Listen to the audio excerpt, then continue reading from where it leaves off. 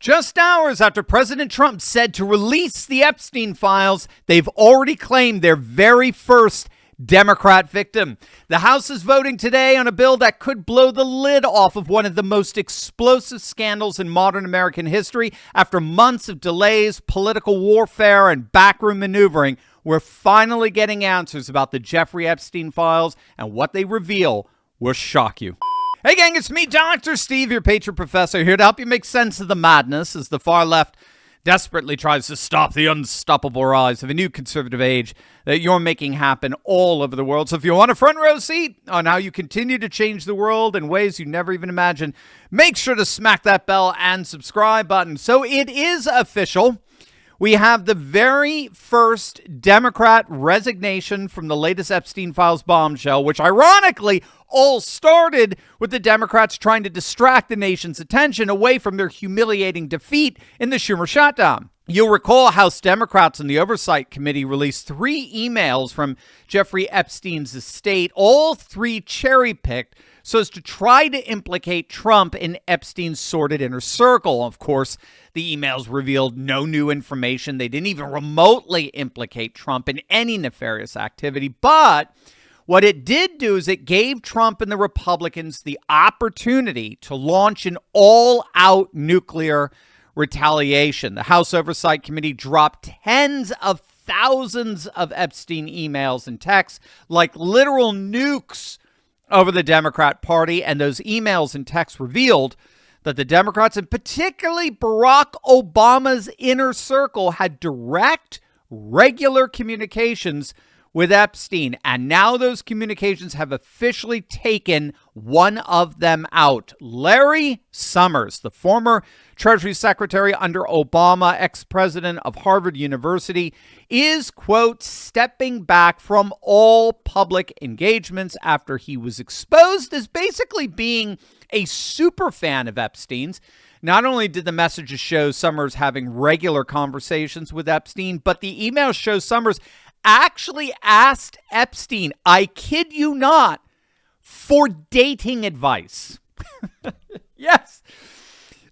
That's in the emails. You can't make this stuff up. High-level Democrats in Obama's inner circle were asking Epstein, one of the single worst child sex offenders in our nation's history, for freaking dating advice.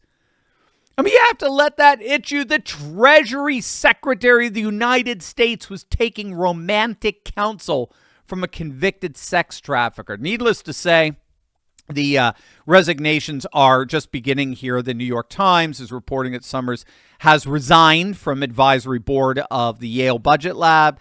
He's also reportedly resigned from his fellowship at the Center for American Progress, a far-left think tank. Spokesperson from that organization did confirm that Summers has resigned from there. And it's only a matter of time before he resigns from Harvard University itself, where he continues to be listed as a faculty member. But I just don't see how a fanboy of Jeffrey Epstein can continue to be allowed to be around 18-year-old girls. Now, the Epstein fallout appears to be just getting started here. We're now learning that Epstein was in direct contact with a Democrat delegate from the U.S. Virgin Islands during a hearing that was questioning President Trump's former attorney, Michael Cohen. Stacey Plaskett, a non-voting delegate from the Virgin Islands, appeared to be messaging with Epstein during a February 2019 congressional hearing that was grilling Cohen in an attempt to find some dirt on Trump. And the two were messaging back and forth. And it appears that Epstein was actually feeding questions to this delegate to ask of Cohen.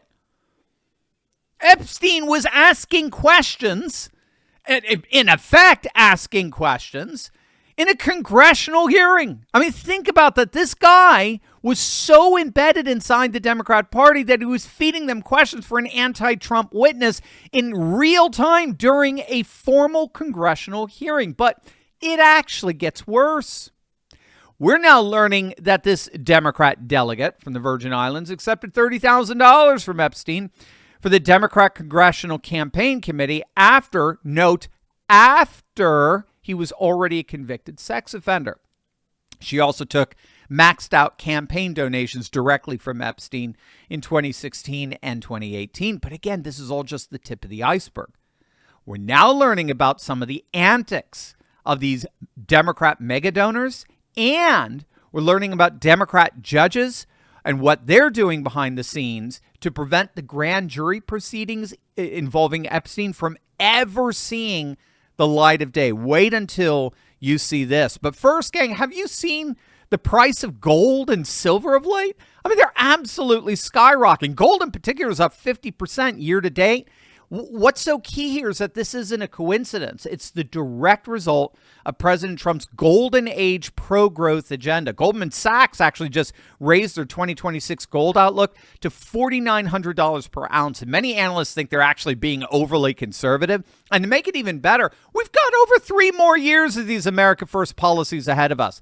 This is exactly why smart Americans are taking control of their retirement accounts by backing them with physical gold and silver. My friends over at Augusta Precious Metals are so excited to help you be a part of this new gold rush. Augusta works with Americans who have over $50,000 in their IRAs, 401ks, or other retirement accounts to make the smart move into smart money. They're patriots just like you, and they would love to chat. Give them a call at 844-763-3908 or text Turley to 35052. That's Turley to 35052. Seriously, gang, this is the time. Central banks are stocking up all over the world on gold and silver as we speak. Let the patriots over at Augusta Precious Metals make sure you don't miss out. Text Turley to 35052 or click on the link below and go to turleygold.com, and you'll get an instant access to a free 2-minute report that reveals the greatest threat to your retirement today. Again, that's turleygold.com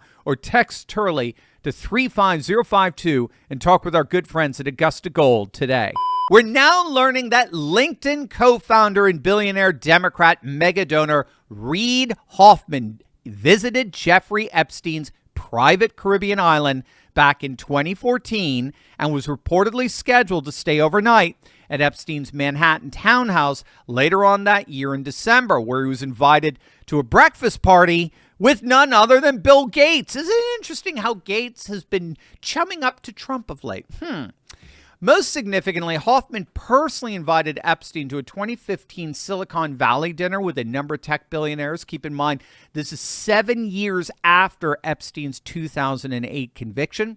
Hoffman also reportedly facilitated $525,000 in Epstein donations to MIT's Media Lab between 2013 and 2017. And so in light of these revelations, President Trump has formally ordered Attorney General Pam Bondi to investigate Hoffman's Epstein connections, along with other prominent Democrat donors. And of course, we haven't even brought up the fact that Bill Clinton flew on Epstein's private jet an astonishing 26 freaking times. That according to flight logs. While Clinton denies ever visiting Epstein's island, I smoked, but I didn't inhale. Witness accounts and emails raised serious questions about that. One Epstein victim claimed she saw Clinton on the island with 2 young women, though in fairness, I should note, Ghislaine Maxwell denied that in recent testimony. Again, we'll have to see as more and more evidence comes to light. But even more than that, here's what the Democrats don't want you to know. What's really going on behind the scenes, behind all their bluster to release the Epstein files. 3 separate federal judges, all appointed by Democrats, blocked previous attempts to release Epstein grand jury materials in 2025. You got to get that. Grand jury testimonies are being blocked from public view by 3 Democrat judges, one appointed by Obama and 2 others appointed by Clinton. Yes, freaking Bill Clinton. These are the judges who are blocking these documents from public release. So the Democrats are talking tough. They have a lot of bluster on releasing the Epstein files in public, all the while knowing behind the scenes these judges are preventing that release from ever happening. So that's why when Republican Representative Tim Burchett tried to force an immediate floor vote last week on the 12th, Democrats blocked it. They blocked it. I mean, the optics were devastating for those who were paying attention. The party had spent months demanding transparency suddenly pumped the brakes when their own members faced scrutiny. But it doesn't matter. Roughly 100 House Republicans are expected to support the bill today, called the Epstein Files Transparency Act, which would require the Justice Department to release all files within 30 days, with only victim names redacted. Even Speaker Johnson signaled that he was open to voting yes on this as long as the Senate made the changes to protect the victims. But in the end, we have to keep in mind, big picture, this isn't just about one scandal. It's about a two-tier justice system where the rich and powerful escape consequences while ordinary Americans face the book.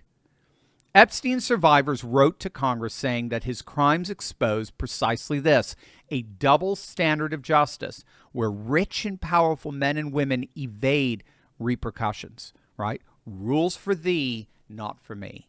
And that's what this vote today ultimately is all about. So the vote does happen later today. If it passes the House, it still needs Senate approval and Trump's signature, which he's already pledged to give.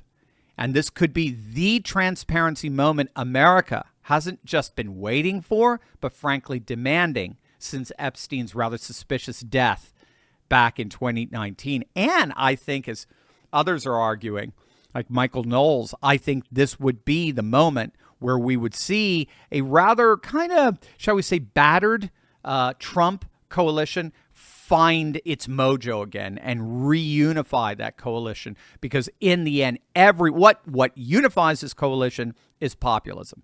And populism is fundamentally the people versus a corrupt elite, a corrupt political class. And Epstein is the poster boy. He is the face of that corruption. And so if we get these Epstein files released, I think that's going to be the glue that's going to bring back the tendons that is going to realign, as it were, the Trump coalition. So let's hope the Republicans follow through with Trump's lead and do the right thing. Light is the best disinfectant. Release the files. Arrest the guilty. Let justice be served. And let's bring down this corrupt elite establishment once and for all. If today's message resonated with you, you'll love Turley Walks, my free preview of the Courageous Patriot Club. More stories, more perspective, more community focused on faith, family, and freedom. And it's absolutely free. Go to turley.pub/turleywalks.